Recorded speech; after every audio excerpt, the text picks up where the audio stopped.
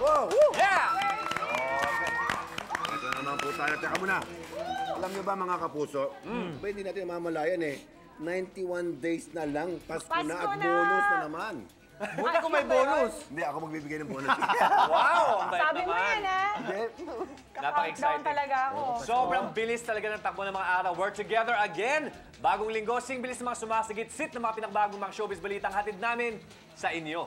Ang countdown ng mga maintrigang kwento, tutukan nyo. Mga isyong ang tindi ng dating, kaya sa chikahan, siguradong in kayong lahat dito. Ilang pamilya, hinangaan, kinainggitan, pagkat mga karangyan sa buhay ay angkin niya. Nasadlak sa matinding kahirapan nang tinalikuran ng lahat sa ngalan ng maling pagmamahal. At ngayon, kariton na lang umano ang kanyang tirahan. At sa pagpapalaboy sa luneta, umiikot ang buhay niya. Sino ang aktres na ito? At ano ang kwento niyan tiyak na kukurot sa puso mo? Solis, pagtatanggol ang sagot sa mga patunsyada laban kay Lorna Tolentino. Ang pagsasamang Rudy Fernandez at Lorna ngayon niyayanig ng matinding kontrobersya kung saan sangkot si Rosana Roses. Bunsod ng inilathalang artikulo, si Lolit handang sumagot at ipagtanggol ang mag-asawang malapit sa puso niya. Matinding revelasyon, walang uurungan, abangan. Isang kasong ilang taon nang nabinbin, muling nabuhay at gayoy pinagbabayaran ng dating aktres na si Deborah Soon. 1980s pa nang sumiklab ang kontrobersyang niloko umano ni Deborah Soon ang kaibigan niyang si Lorna Tolentino. At nitong Huwebes, natiklo na mandaluyong pulis si Deborah. At kasalukuyang nakapit sa Women's Correctional. Ang ina ni Deborah may panawagan para sa anak niyang may matinding karamdaman. May sakit yung anak ko eh. Naano ko baka may mangyari pa sa kanya, ba't siya nakakulong din? Ano nga bang kahantungan ng kasong ngayon pinag-uusapan? Abangan! Si Taastals, aktres at konsehal, handang dumaan sa anumang paraan upang magkaroon ng anak? Si Sita dumayo pa umano sa Amerika para maghanda sa plano niyang sumailalim sa artificial na paraan ng pagbubuntis. Talaga palang sira na yung aking fallopian tubes. So the only way for me to actually get pregnant is through in vitro. Ito na lang ba ang natitirang paraan upang makamit ni Sita ang pangarap niyang maging ina?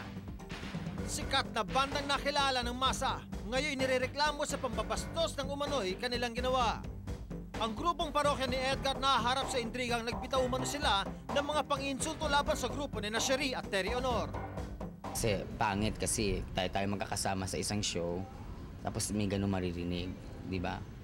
Parang walang respetuhan ng kwan. Ang mga detalye ng usapin, wag na wag palalampasin. Iba't ibang mukha ng kontrobersya, bawat anggulo ng mga intrigang issue, lahat ilalantad, lahat isisiwalat. Kwentuhang inyong kasasabikan, inyong pakaabangan. Mga kapuso, ito isa sa mga latest, hindi raw basta-basta chismis. Si Alfred Vargas at Diana Zubiri. May sekreto tungkol sa kanilang dalawa na ikakikilig ninyo. At kung ano to, ngayon mismo magkakabukuhan yan. Panoorin niyo to. Alfred Vargas at Diana Zubiri in love na nga ba sa isa't isa? Ang tambalang Danaya at Akil sa Encantadia, click na click, subalit kamakailan, marami nagdududa. Ang lambingan nila Alfred at Diana, on and off camera na nga ba? Sa set ng Encantadia, maraming nakapansin na nagkakamabutihan na raw sila. At saksi rito, malapit nilang kaibigan na si Curtis Sevilla. Sweet, sobrang close. Kasi parang iba yung chemistry. On and off screen. May kilig, kang cute nila. Secretly in love, parang ganun. Sila Alfred at Diana magkakilala na raw noong paman. Nagsimula bilang magkaibigan hanggang naging magkapareha sa telebisyon at pelikula. Ngayon di nagtagal ay nahuhulog na raw ang loob nila sa isa't isa. Pero teka, si Paolo Contis umeeksena na rin. Si Paolo balitang nabighani rin umano sa ganda at kaseksihan ni Diana. Kaya nais din daw diskartehan ng dalaga. Dahil dito, isa pang isyong si Alfred daw ay binabakuran si Diana para wala nang makaporma pang iba. Alfred at Diana may pagtingin na sa isa't isa. Ngayong hapon, magkakabukuhan na Alfred Vargas at Diana Zubiri live. Magkapit bahay daw kayo dati pero nung pa man crush ko na si Diana. Gano'n ka totoo to? Totoong magkapit bahay kami actually hanggang ngayon. Hanggang ngayon? Tapos totoo rin na Hindi, dati pa lang, nakikita ko pa lang siya sa, sa print, sa magazine. Talagang, wow, ganda nito. Talagang Yung nabighani beauty ka niya. kaagad. Hindi, parang impression ko sa kanya, yung beauty niya, parang simple na lalong gumaganda, lalong tumatagal. Pero Diana, di ba may tinatawag na woman's instinct? Alam mo bang crush ka niya nung araw pa? Hindi. Hindi ba siya nagpapakitang motibo na yung magkapit-bahay kayo? Hindi ko alam, manhid ako eh. Manhid ka? Hindi, sabi. Kasi, ano ba explain? Hindi ko alam na, kasi nagpupunta siya sa bahay dati. So hindi lang kayo magkapit-bahay, Oo. dumadalo ka pa sa bahay nila? Yun yung bakuran na inaakit ko. Hindi lang. Umaakit ka ng bakuran. Hindi Dati naman sa pa yun. bintana yan, ha? Bakuran. Tapos lagi niyang sinasabi na padaan lang siya kasi yung pinakakapit bahay ko, friend niya daw sa Wow. Ateneo. So parang, okay. Hindi ko naman iniisip na kaya siya pupunta doon dahil mali ko kung sa akin nga talaga o dahil napadaan lang siya. Ngayon lang ako nakakita na papadaan parati sa bakod. No? Napadaan sa bakod. Mahirap yan. Pero ngayon natupad ng pangarap mo, Alfred, na makatambal sa TV, maybe sa pelikula, na yung mga pagkakataon na nandyan na nakaharap na sa'yo. Palagay mo kaya tutuloy mo na yung pagkabighani mo sa kanya na pagsasabi ng gaano mo siya kamahal? Hindi, kahit sino naman lalaki lagay mo sa posisyon ko, di ba? Bakit Ay, hindi, di ba? pag sinabi mo na, agawin ko posisyon mo. Hindi, wag. Dito ako eh. Babakuran mo, ha? Bakuran mo. Hindi nga. Hindi, pag ano, Off the camera, off the cam. off the camera. Nag-uusap ba kayo? At, Oo. Ano kami, actually, sa set ng Encantadia, isa siya sa mga pinaka-close ko talaga. pinaka-close. Alam mo, sa showbiz, may ibig sabihin ng pinaka-close, eh. Gaano ka-close ang pinaka-close? Tulad nito, close kami, di ba? Yan. Anong feeling ni Diana Subiri? Sa isang nabibighaning... Dati kasi si Alfred, hindi ko siya kinakausap kasi nai-intimidate ako sa kanya. Bakit? Ba't ka na-intimidate? Dati pa yun, nung unang-una kami magkakilala. Pero nung nagkasama na kami sa movie, sa Seiko, doon na kami naging close. Very close. Ano bang katangian ni Alfred na nagustuhan mo sa kanya kaya ka naging close? Kasi nung time na yun, siya yung nakukwentuhan ko. Basta lahat. Talagang close kami. Yun. Doon sa Sinasabi ko yung mga problema. problema, ganyan. Kay Paolo Contes, hindi mo sinasabi yung problema mo. Alin? Kaya ba kaibigan mo rin si Paolo? Oo naman, pero magkaibigan din kami. Ayun. So, isang tanong, isang sagot. Sino ang mas close sa'yo? Si Paolo Contis o si Alfred Vargas? Nakakainis naman yung tanong mo. Okay, babalik ta rin ko. Sino ang mas may pag-asa? Si Paolo Contis o si Alfred Vargas? Ay, depende yun sa kanilang dalawa. Sino ang mas matimbang ngayon? Syempre si Alfred, palagi ko siyang kasama eh. Yan lang. Huli ka rin. Thank you, Nahuli ka rin. Congratulations. Sarap-sarap ng buwan. Feeling. Pero, minsan nga ba nalink din sa'yo si Paolo Contis? Dati pa yun May mga pagkakataon ba na si Paolo meron din parang binibitawan at mga senyales na parang... Ayoko magsalita, dapat siya interviewin niyo, hindi ako. Hindi nga, diba, sa babae nang gagaling yun, di ba? Ha? Wala ka nanonotice sa kanya o talagang gusto lang niya maging kaibigan ka? Magkaibigan kami. Kaya siguro nag-chismis lang. Kasi chismis lang. Alam mo, Alfred, pag ganyan ang pananalita ng isang babae, you have to read between the words. Yung sinasabi niyang mas malapit ka sa kanya. Anong reaction mo? Siyempre, hindi, it's an honor for me to be, siyempre, liked by someone with the stature of Diana Zubiri. And, sa totoo lang, dati pa, kung yung hindi ko pa siya nakaka-partner or nakakatrabaho, gusto ko na siya makatrabaho. Tapos now, it's a dream come true for me. Bakit hindi halata dati? O, ba't nga naman di mo pinahalata? Ano kayang powers mo na pwede mong ibigay sa kanya at ialay sa kanya? Hindi, basically naman, that's what every man wishes for, di ba? Yes. Para sa babaeng gusto niya, na sana siya yung lahat. Siya yung tingin sa kanya ng babae. Siya yung Superman, yung superhero niya. Kung feeling mo ikaw si Superman, pagkasama mo ba si Alfred, feeling mo ba ikaw si Superwoman? Lois Lane na lang. Ha? Luis Hindi ako May. yun eh. Ako si Danaya. Danaya. Oo. Akil. Akil. Mas Pagka bagay na nagkaroon ng bagay nga ibang kayo dalawa. character, So, wala na. ano kaya ang pwede mong imensahe, assurance kay Diana? As yung friendship nyo, o eventually kung saan mo mapunta, na pwede mong iwanan sa kanya para hindi siya nangangamba? First of all, sobrang grateful ko sa friendship na binigay mo sa akin.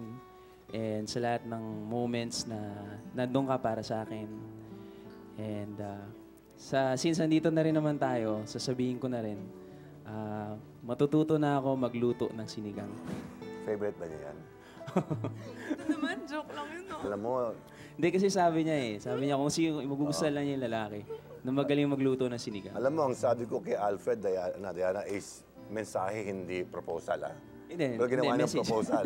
Ano naman ang reaksyon mo sa sinabi niyang napakatamis?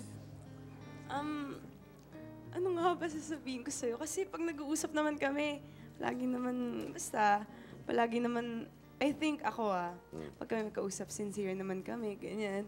Kasi lately, hindi kami masyadong ganun na nakakapag-usap. Pero dati, sobrang everyday, nag-uusap kami, kwentuhan. Pero since ngayon, parang, thank you kasi, sorry din. Thank you tsaka sorry. Thank you kasi, napagkatiwalaan kita dun sa nung mga time na kailangan ko ng kausap. Yun. Ganun. Tapos sorry kasi sinabi ko nung isang araw. Yun! Nahuli rin. Ha? Ano sinabi mo? Wala akong naintindihan sinabi mo. Ay, Yung sinabi ko sa kanya nung isang araw. Ano sinabi? Yung, di ba? Ano yun? Hindi ko ma-explain sa kanya. Kasi Isinyalis mo na lang. naguguluhan ako. Ano ba yan? Ganyan ba yan? Alam niya na yun. Ha? Anong kanta mo sa kanya? Kanta? Ano ba? Superman ang kanta niya sa'yo eh. Ano? Secret! Alam niya rin yun. Ano yung kanta niya sa'yo? Secret, yun yung pangalan ng kanila. Secret? Talaga naman, magsisikretan kayo dalawa, ha? Di ba, lalabas din ang totoo balang araw at interview namin kayo. Sige. Ha? Maraming salamat. Thank sa you. Sita Astals, desperado na umanong magkaanak. Alam niyo bang willing siyang gumastos ng malaki para lang magkaanak kahit na sa artificial na paraan? Ang buong kwento niya, mamaya na. Actress na galing sa mayaman at tanyag na pamilya nang dahil sa pag-ibig, naghirap at naging palaboy na. Ang madamdaming kwento, tutukan mo. Lolit Solis handang sagutin ang mga patutsyalan laban kay Lorna Tolentino. Sa isyung Lorna at Rudy ay nagkakalabuan na. Ano nga ba ang nalalaman niya? Aktres na si Deborah Sun may cancer na. Ngayon nakulong pa dahil sa estafa case na isinampa ni Lorna Tolentino laban sa kanya. Makayanan kaya ni Deborah ang magkakambal na dagok na ngayon kanyang dinadanas? Terry Honor at Sherry, binastos na, ininsulto pa nga ba ng bandang parokya ni Edgar?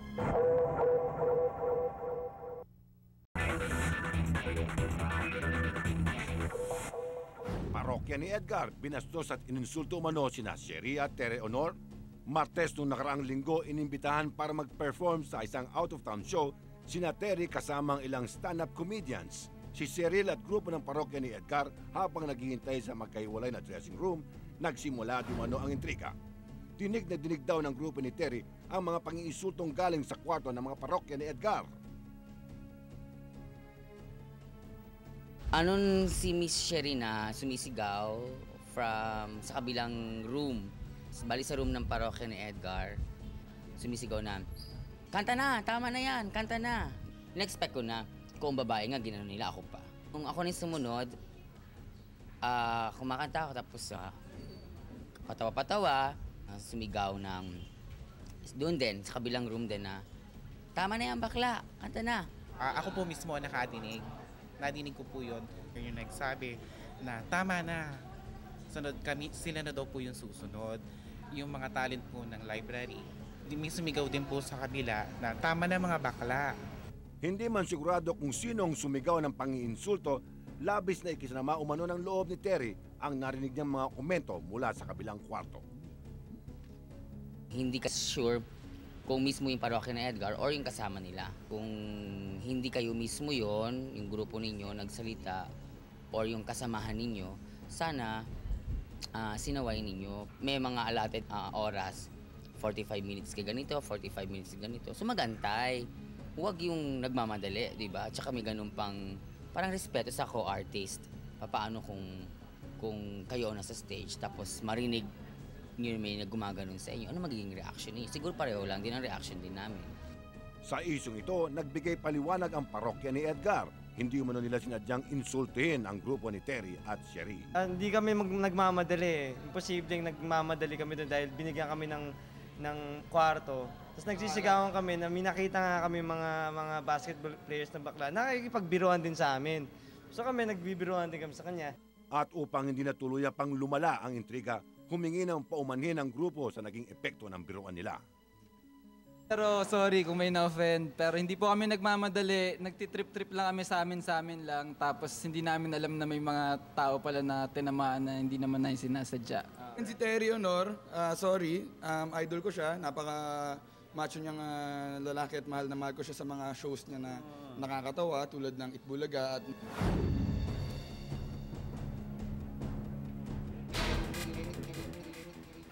Welcome back to S-Files mga kapuso. Isa pang nakakatuwang balita, si G. Tonji isinilang na po ang kanyang unang anak with husband Tim Walters. At para balitaan tayo, kasama natin siya live via phone pass from the USA. G! Hello! Hi, Paolo! Kamusta? Bagong mami? Okay naman. Hello to all the viewers of S-Files. Kamusta na kayo dyan? Ipinanganak ang iyong baby na ang pangalan ay Sakura.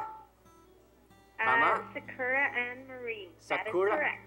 Saan galing ang pangalang Sakura? Well, Tim and I were in Japan for our honeymoon during the Cherry Blossom Festival.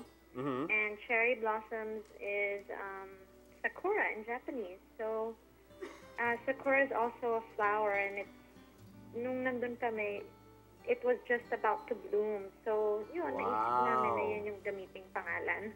Pero balita ko, ano daw siya dyan? Ano? Anong tawag doon? Cartoon? Cartoon Sakura? ba siya dyan? Parang anime daw. Yes. Oo, kinonfirm yan ng mga researcher namin dito. That's true. So, how are you? Kamusta naman ng pagkatapos sa ipanganak ang baby mo? Kamusta ang feeling? Okay naman. Siyempre, gising pa rin ako kasi ginising ka namin during the night at natutulog kami sa araw. Pero, wow, Paul, I'm so happy. Ganito pala kasaya pag may anak ka. Grabe, kung alam ko lang, dati pa ako ng anak. Nakita ko ngayon yung mga pictures sa papers, no? Cute na cute ang baby mo. Yeah, and I sent you guys pictures also, exclusive pictures, just for S-Files. I'm not sure if you got them. Nakuha natin? Yes, ayan. No? So nakikita natin ang picture ng baby ni G. Ayan. Cute, oh. Kanino mata yan? Mata mo kay Tim? Alam mo, sabi nila magbabago pa daw yung mata ng mga baby eh. But now, her eyes are gray. So, hindi galing sa akin yun. Siguro sa nanay ni Tim because Tim's mom has blue eyes. So, when do you plan to bring Sakura here, si baby? Sakura, Tim, and I will definitely be home by next year. Okay. As soon as I can bring her on a plane. Siyempre, gusto ko na siyang dalhin sa Boracay. What? Saya naman baby to, Boracay agad na pupuntahan. So for 3 months magiging baby. For 3 months magiging housewife ka muna. Doting mother, yes. ganon. Yes, because I really want, I've always been, really busy working, and this is the only time in my life where I really slowed down. And hindi talaga ako homebody eh, pero ngayon parang ayoko siyang iwanan, tapos ang sakit na ng liig ko kasi tingin lang ako ng tingin sa kanya. I can't stop looking at her. So G, marami mga tao dito ang sobrang happy para sa iyo. Ano message mo sa mga fans, yung mga admirers mo na nagtataka kung kamusta nga ba si G sa States with her baby? Well, I'm very happy at salamat sa lahat ng mga tao na that are continuously praying for me and my family. At huwag kayong mag-alala, darating kami dyan soon. At I'm sure by the time na makita niyo siya, malaki na siya kasi every day she grows so fast. But huwag kayong mag-alala, darating kami dyan next year. And I can't wait to see you, Pao. It's been a while. Yes. Bring the baby. Bring baby Sakura. Okay. Thank you so much, G, for your time. Magpahinga ka na. And thank you. I'll see you when you get back. All right, take care. Bye. All right, bye-bye. G. Tonji live via phone patch from USA talking about yung bago niyang baby na si Sakura.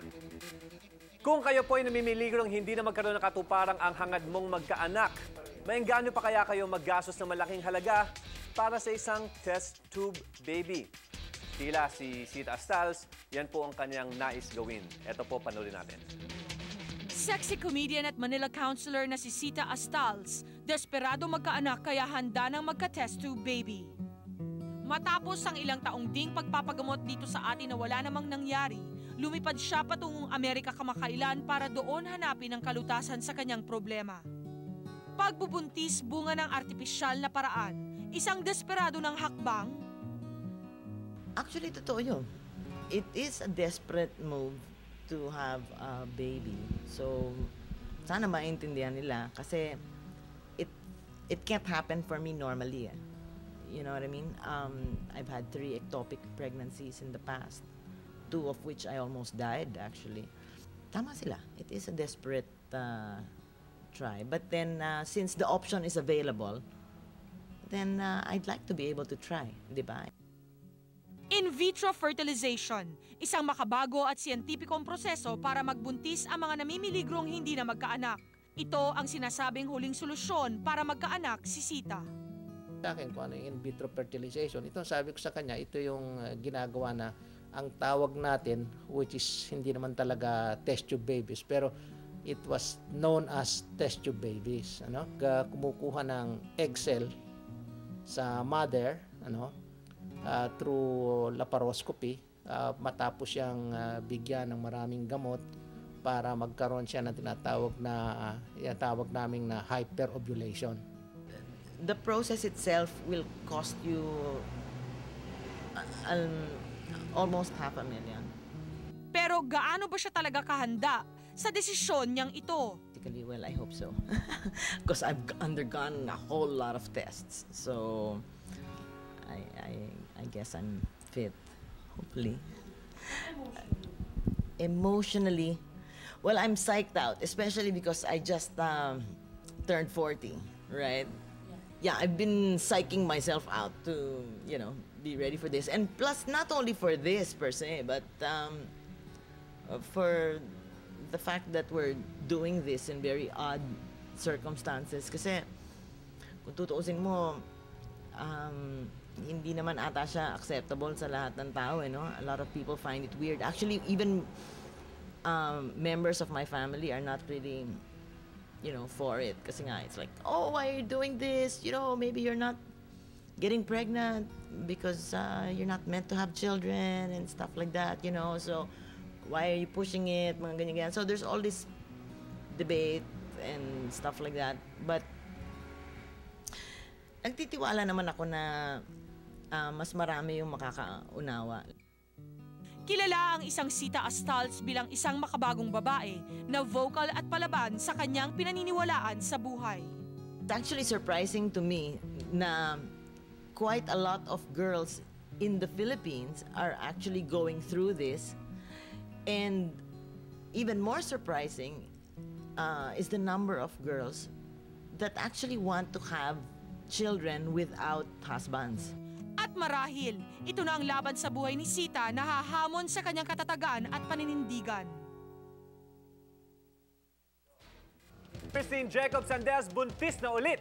Matagal nang kinasasabigan ni Christine ang pagkakaroon ng isa pang anak na lalaki. At sa kanyang ika-4 na pagbubuntis, matupad kaya ang kanyang pangarap? Just started. I'm on my 2nd month. My husband and I, we planned and we wanted to have one more. And of course, I'm not that young, so I cannot have 4 more. So, decided, sige, let's try habang wala ka pa naman sa 40, so baka pwede ka ng isa. Maybe a boy. My eldest is a boy, and then I have 2 girls after. So, I'm hoping, sana maybe 1 more boy para pair. But if not, 3 girls, marami mag-aalaga sa akin pagtanda. Baka ito ng last. But if in case, if God decides to bless us again with 1 more, then of course, we'll accept it wholeheartedly, di ba? at least yung mobile kusina once a week lang, so I still have a lot of time with my family. So if ever, maybe, syempre I'll have to rest, give birth, and then maybe 1 month after. So if ever, maybe 1 or 2 months lang ang pahinga. Okay, and speaking of Christine Jacob, ang kanyang kapatid na si Mike Jacob, birthday niya pala ngayon. Happy birthday, Mike! At mula naman kay Mike, punta tayo kay Pia. Julia Clarete, kinaiinisan nga ba ni Pia Guanyo? What? Hindi raw nagugustuhan ni Pia ang tila madalas na panggagaya na raw sa kanya ni Julia. Kaya sa masayang bulagaan portion kung saan kasali ang dalawa, namimiligro umano na humantong ito sa pikunan. Is this true? Hindi naman si Pia ganong klaseng tao. Tsaka kung meron naman siyang problema sa akin, sasabihin niya sa akin yung sigurado. So, siguro tanungin ko na rin siya. Baka kasi busy rin siya. Kung naasar man talaga siya, sasabihin niya naman siguro sa akin. Wala naman po ako narinig kay Pia na naasar siya sa akin. Tsaka if ever man po, huwag po kayong mag-alala dahil tatanungin ko po siya Monday na Monday din pag nakita ko po siya sa Itbulaga. And siguro po, sabihin natin tama kayo, baka nga nagagaya ko siya, pero hindi naman po ako aware. Pero sa tingin ko talaga hindi ko siya nagagaya. Pero sige, I'll try to be more conscious of my actions para po naman wala namang nagagalit sa inyo dyan. I object! Hindi totoo yung balitang yan. Eto si Pia Guanyo, para malaman natin ang totoo.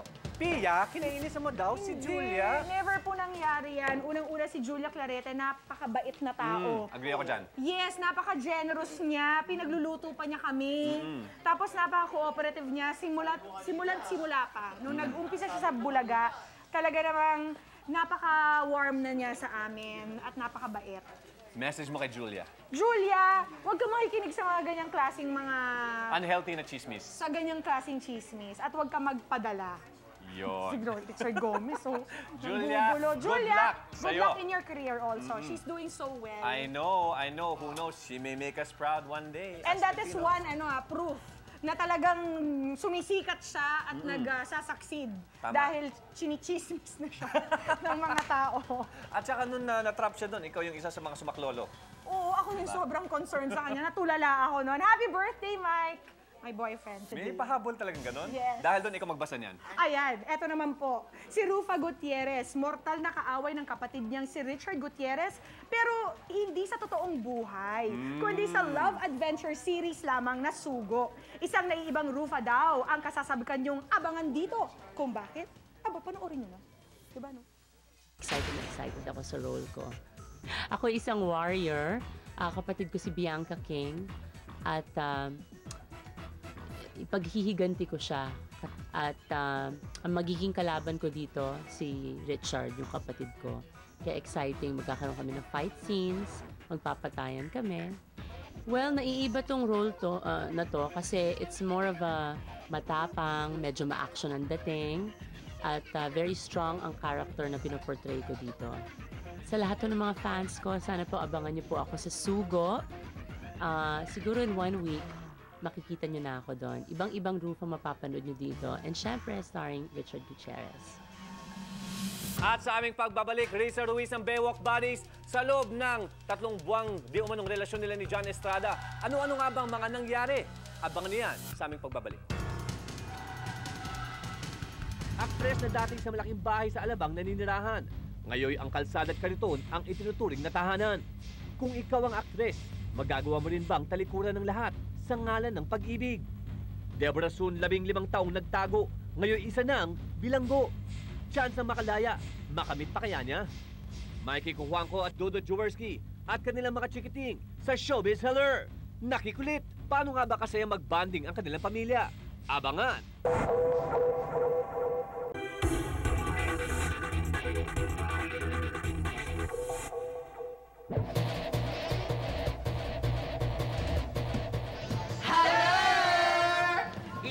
Very special Sunday ang hatid namin ngayong hapon sa inyo, mga ka-haler. Correct ka dyan, Terry, at lalo magiging special yan dahil meron tayong special na sineselebrate ngayon. At ano yun? Ano yun? Today is Family Thanksgiving Day. Kaya naman pupuntahan ko ang isang sikat na family, na super sikat na celebrities. Alam mo, Jordan, hindi na sila celebrity family. Pati sa politics tsaka sa sports, sikat din sila. Talaga? Bongga talaga sila. As in bongga? Bongga. Oh. Sino sila? Kayo, hulaan nyo. Ikaw. O ikaw, Jeremy. Si Dudot at Mikey Jaworski.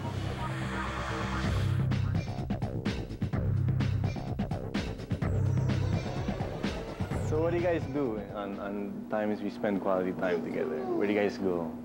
Well, we try to get away. Sometimes to Tagaytay or try to look for maybe Subic, you know. So sino nagmana sa'yo sa basketball? With two kids. Mahilig silang pareho eh. Talaga? But they both like sports. How about horses? Namana sa'yo? Well, also, I think Robbie likes horses more than Talaga? Rafael does. Since we like sports in general, aside from our own sports, we try to expose them as much as possible. So with your kids, how do they make you lambing, you know? Ayan, yung mga... how do you make mommy and daddy lambing? How? Sino favorite nila? Sino sila mas close? Sa mommy or sa daddy? Nakikita mo na ngayon kung sino yung mas favorite ng tigil. Hindi. Hindi mo papatalo yun. Sino yung my favorite, hindi kami. Do you guys plan on having another one? A girl maybe? We want a girl, syempre. Yeah. I like a boy. Yung boy, sabi mo girl. Boy and girl. Demanding. Demanding na siya.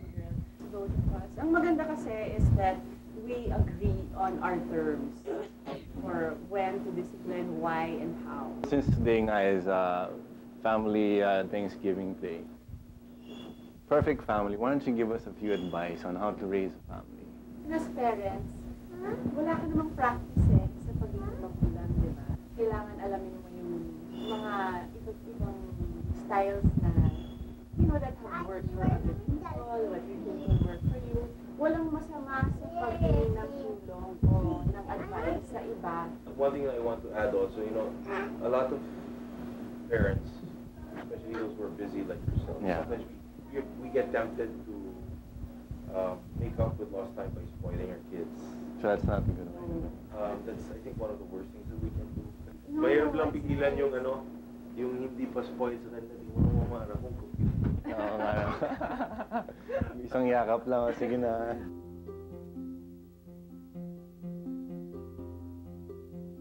Kung nag-enjoy mga ka-healer natin sa makikipagtsikahan mo sa family na Mikey at Wilton Jaworski, I'm sure mag-enjoy sila sa iyakan namin ngayon. Agree ako dyan sa'yo, Alex, dahil mga paborito ninyong celebrities nag-share na kanilang unforgettable experiences sa pagsakay sa eroplano.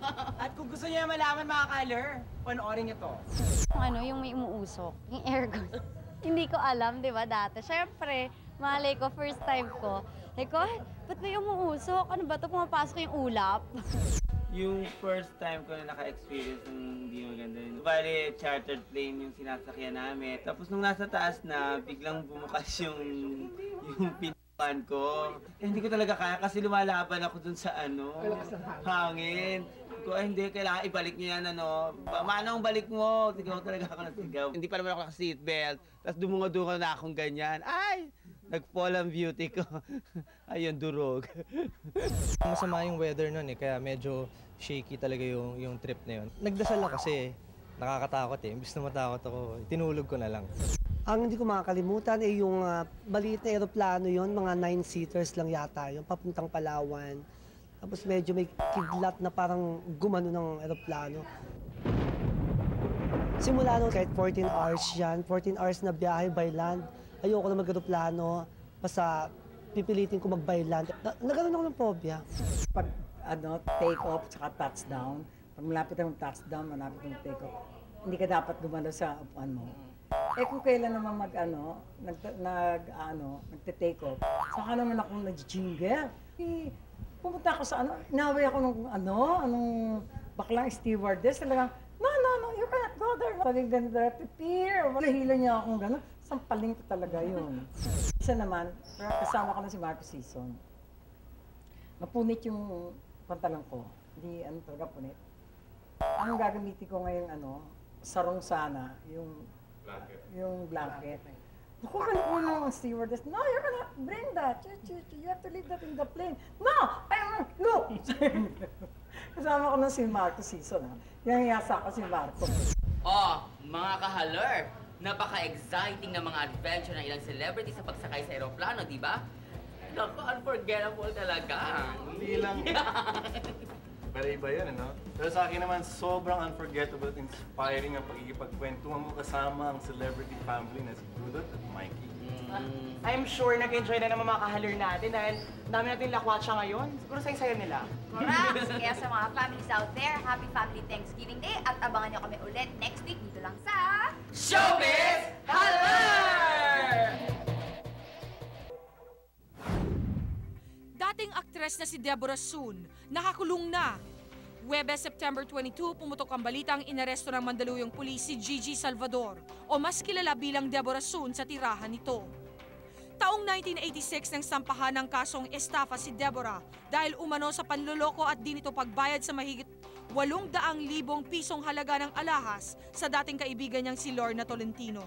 1989, ibinaba ang sentensyang 5 taon at 8 buwang pagkakakulong kay Deborah, ngunit hindi ito naisakatuparan dahil umalis papuntang Amerika si Deborah. 15 taon ang nakalipas, bumalik si Deborah sa bansa at muling naungkat ang kaso laban sa kanya.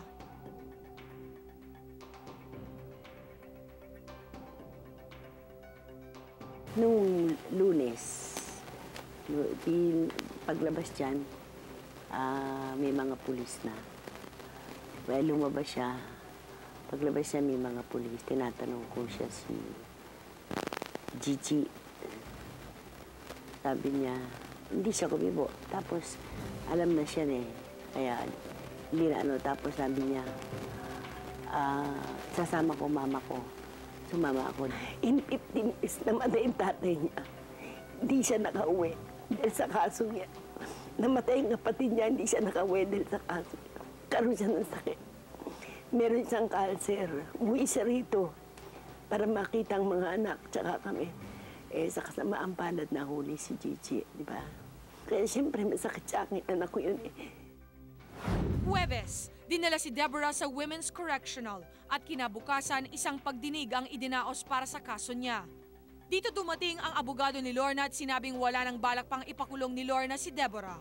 Yun, I'm not pursuing the case anymore. Harap siya. Patawad na ako. Tinawagan ko yung lawyer ko para pumunta nga doon at makipag-usap doon sa judge. And kung pwede pa yon, like what my lawyer said, no, kung pwede yon, di gagawin namin. Dahil sa ginawang ito ni Lorna, lubos na pasasalamat ang ganti ng ina ni Deborah. Papasalamat naman ako kay Lorna at kay Rudy. Kahit meron silang sama ng loob, pinatawad niya yung anak ko. Sila pa gumagawa ng paraan para makalabas ng anak. Maayos man umano ang lagay ni Deborah sa piitan, nangangamba pa rin ang kanyang ina sa kalusugan ni Deborah. Maayos naman ang ano niya. Siyempre, kahit na ano, iba yung nakakulong ka, di ba? May sakit yung anak ko eh. Inaano ko baka may mangyari pa sa kanya, ba siya nakakulong di ba? Kawawa naman yung anak. Isang panawagan ng kanyang iniwan, puno ng pag-asang muli niyang makakapiling ang anak na walang rehas na nakapagitan. Anak, matagan mo ang loob mo, may awan. May awan Diyos sa'yo. Baka makalabas ka rin.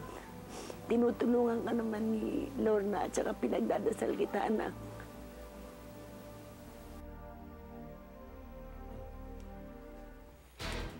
Mga kaibigan, bakit nga ba may usap-usapan na ang relasyon ni Lorna Tolentino at ni Rudy Fernandez ay on the rocks na raw? At bakit ang pangalan ni Rosana Roses ay nadadawit na meron daw siyang karelasyon kay Rudy Fernandez? Ano kaya ang sasabihin ni Lolit Solis? Pakinggan natin. Lolit Solis, apektado sa mga negatibong balita laban kay Lorna Tolentino. Kamakailan may nabanggit umano si Lorna tungkol sa pagsasama nila ng asawa na si Rudy Fernandez. Sa mga pahayag ni LT, nagmula ang matinding kontrobersyang kinakaharap niya at ng kanyang mister. Napapabalitang nagpaparinig daw si Lorna sa kanyang mga binitiwang salita. Sa nailathalang balita, ang mga sinabi di umano ng TV host actress ay may pinatatamaang kilalang personalidad. At ang tinutukoy di umano ni Lorna, si Rosana Roses, na dating nakapareha ni Rudy sa telebisyon at pelikula. Sa gitna ng lahat ng ito, ang manager ni Lorna na si Lolit Solis nag-react para ipagtanggol siya. Shock naman ako sa kanya. Bakit niya inaamin na siya yun? Kumbaga blind item yung sabi ni Lorna, yung mga yung babae sa ilalim ng inodoro, whatever. Bakit ka sasagot? Ikaw ba yun? Di maiwasang mag-react ni Manay sa nailathalang artikulo. Ngunit kahit hindi niya masyado itong sineryoso, si Lorna nagtatanong tungkol dito. Sabi niya, bakit? Siya ba to? Siya ba yung sinasabi ko? Parang gano'n, di ba?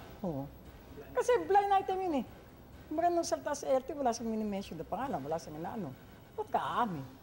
Ayon pa sa naisulat, ang sinasabi umunong pinatatamaan ni Lorna may pantapat na linya. Sa kabila nito, hindi pinaniniwalaan ni Lolit ang nababalitang intriga laban kay Lorna.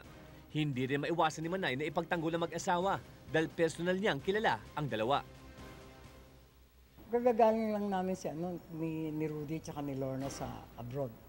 Nakita ko ang gun sweetness nila. Hindi naman siguro fake yun. Dahil si Lorna may pagkataray queen yan. Kumbaga, makikita mo kung ano talaga. Kaya naman hamon ang itinapat ni Lolit sa kung sino man ang aangkin kay The Boy bukod kay Lorna. Ilantad ka ni Rudy, dun lang ako maniniwala. Pero habang hindi, babae ka sa dilim forever. Iniintriga man ang relasyon ni Lorna at Rudy, si Manay Lolit, isa lang ang gustong linawin. Sa kabila ng mga intrigang ito, iisa lang ang ipinagdidiinan ni Manay Lolit. Basta ang alam ko magkasawa pa rin sila.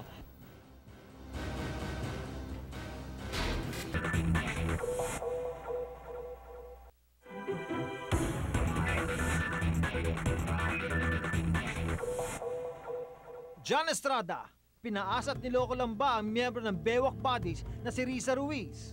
Kamakailan, ilang kumalat sa mga pahayagan ang balitang tungkol sa di umano'y pagkakaroon ng relasyon ng aktor na si John Estrada sa isang miyembro ng Bewak Buddies.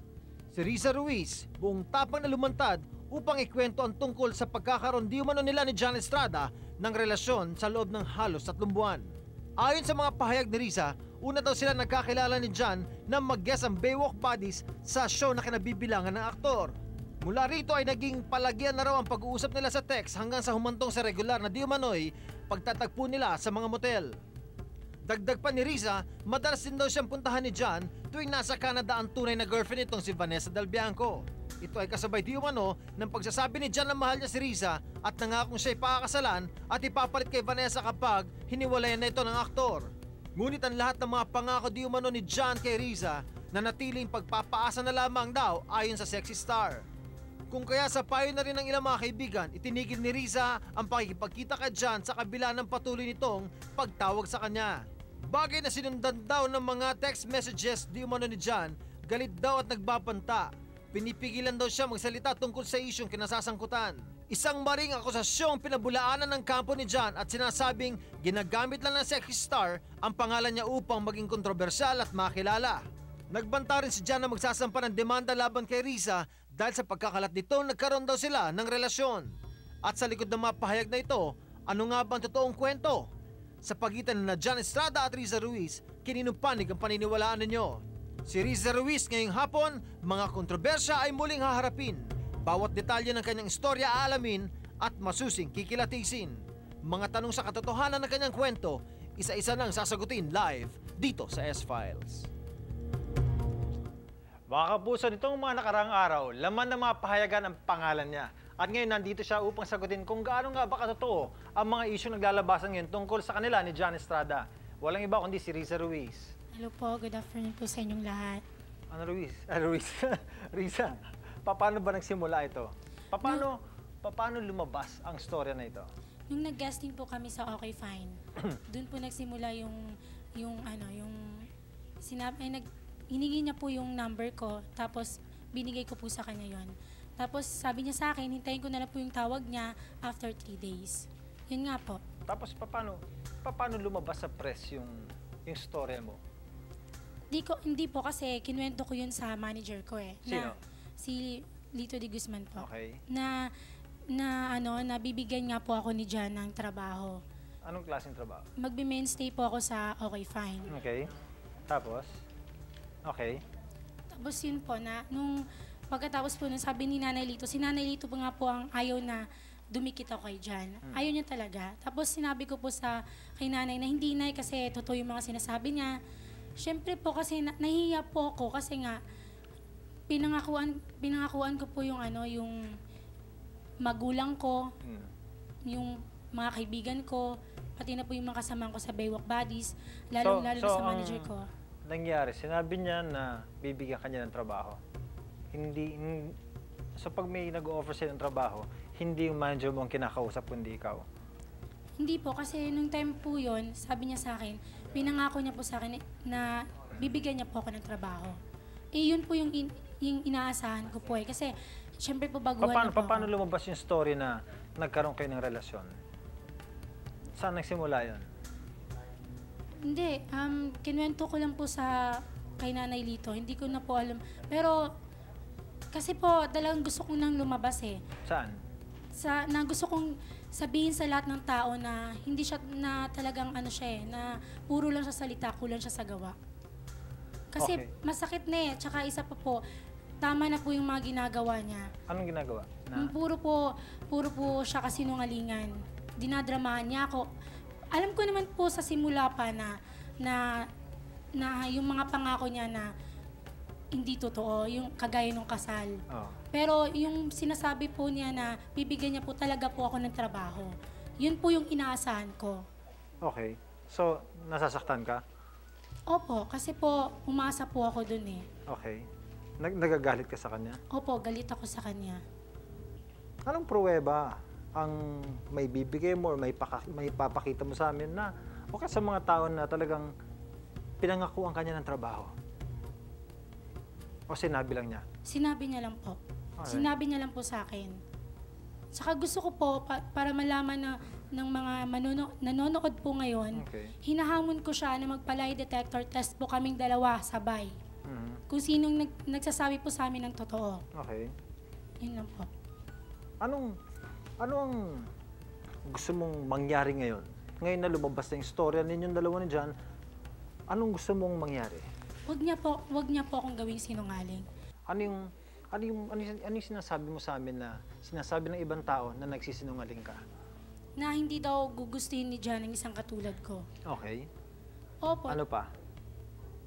Marami pa po yun eh. Tulad ng? Tulad ng sinisiraan po ako sa dyaryo na ano nga ba daw ako. Kasi daw yung manager namin talagang kilala na kami bilang gimekera, ganon. Totoo ba yun? Hindi naman po. Okay. Ngayon, Hindi naman? Hindi naman. Pag minsan lang? Hindi rin. Nagsasabi po kasi ako ng totoo. Okay. Pero alam mo na si John ay may karelasyon at girlfriend niya si Vanessa. Alam ko po yun. Kaya nga, pag wala si Vanessa, nasa Canada si Vanessa, ako yung tinatawagan niya. Okay. Gano'n na kayo katagal nagkakilala ni John? Ngayon, 3 months na po. Anong gusto mong sabihin kay John yan? Ito lang masasabi ko sa'yo, John. Huwag mo akong gawing sinungaling. Titigil lang ako kung magsasabi ka ng totoo. Kaya nga hinahamon kita na magpa-lie detector test tayong dalawa sabay. Para malaman naman ng tao, lahat ng tao na hindi ako sinungaling na tao at hindi ako manggagamit. At kaya ako lumabas ngayon para hindi na rin masundan yung ginagawa mo sa mga baguhang starlet na pinapangakuan mo at hindi mo naman tinutupad. Isa kang sinungaling na tao. Katulad ng pagpapangako na magbibigay ng trabaho. Opo. Ang galing mo umacting, ang galing niya umacting. Best actor nga siya talaga kasi magaling siya mambola. Nadaan ka sa acting? Oo, nadaan niya ako sa acting. Totoo naman, ako naman si Tanga, naniwala ako agad kasi po, sabihin na nating baguhan po ako, baguhan lang po ako dito sa showbiz. Okay. Na-in-love ka ba? Muntik na. Muntik na? Okay. Huwag kang magpapabola. Ha? Lalo na kay John.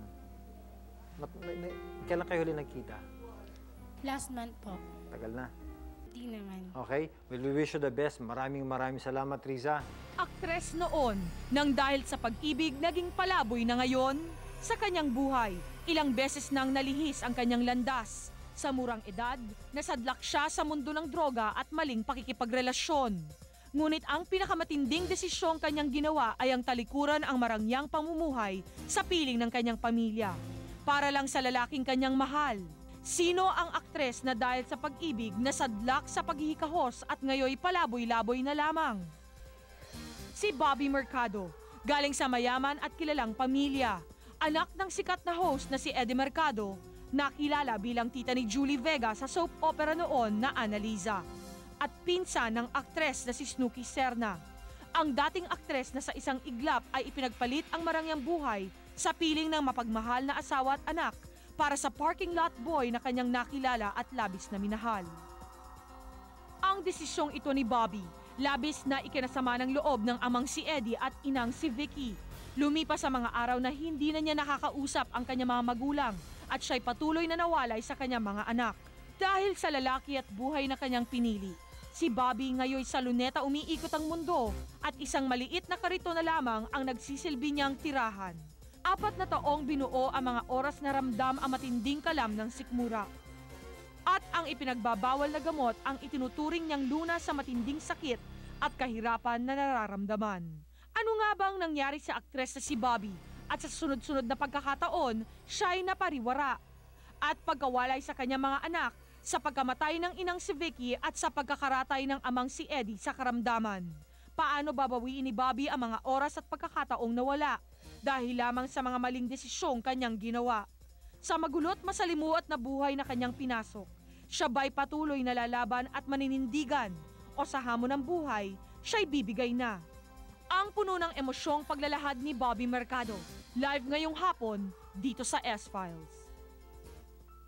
Mga kapuso, kasama na po natin ngayong hapon, Miss Bobby Mercado. Hi, Bobby. Hello, good afternoon. Glad to be here. Thank you for being here in S-Files.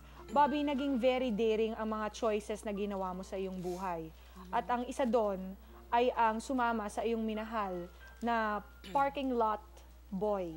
Itatago na lang natin siya sa title na ito because you don't want to mention his name. Pero ano yung naging desisyon mo at iniwan mo ang isang marangyang buhay kasama ang iyong asawa at mga anak para sa kanya? Actually, at that time, hindi ko piniling mangyari sa akin yun. I mean, it just so happened na nandun siya. May problema akong dinadala at that time. He was there. Parang, ano ba, and it just happened, no? Siya yung naging safety net mo ba? Yeah, exactly. Ngayon, hindi naman ako masasabing let's say palaboy na talagang as in palaboy, no.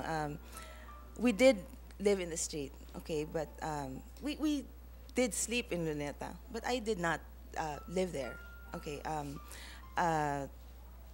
It just so happened we were in that area. Sinasabi mo sa akin na you wouldn't you wouldn't change anything about your life if you had the chance to do it all over again. Pero ano yung feeling na nawalay ka, nahiwalay ka sa iyong mga anak? My mom and probably my mom and dad has a lot of, well, they did a lot actually. They've been very supportive of me, even if I was like rebelde, the type na nagre-rebelde, no. They were still there, they were still loving me, they were still respecting my decisions, and up to the point that that when my mom died, her last words were, "Do take care of yourself," and she was actually saying, "I forgive him for that." I almost said the name. So Bobby, you mentioned your dad, Eddie. Alam namin na he recently suffered a heart attack. Yes, he did. Kamusta na yung relasyon mo with him right now? But with me and my dad, we're in good terms. I love my father so much. I idolize him. I adore him. You have a message for him, Bobby? Yeah. Dad, whatever it is, please don't feel bad because I don't blame you for anything. I love you. Probably what has happened in my childhood is just an influencing factor, a big influencing factor. But then, hindi ikaw may kasalanan. Ako, I've been able to accept whatever it is that I've done. I've been able to forgive myself, and I've made peace with everybody. So, di ba? That's one achievement in my life. And, di ba? Like I said, it's the getting up after you trip all over the place. Bobby, itong pinag-uusapan natin ngayon, napakaliit na parte lang ito ng napakakulay mong buhay. Gusto lang namin malaman, Bobby, for the sake of our viewers watching right now, ano yung pinakamahalagang lesson na pwede nilang matutunan sa iyong buhay? Probably is, don't take your loved ones for granted. You'll never know when you lose them. Don't lose your sense of humor, one major factor. Another is, don't forget God because He's the only one who's there talaga during your crisis and everything. Another is, it's never too late for a new beginning. That's one thing. Well said, Bobby. I'm sure a lot of our viewers have been inspired already from what you've said this afternoon. Maraming salamat, Bobby, for being here. Thank you. Thank you, Bobby, for your trust and your time. And we wish you well in your new life. Bye.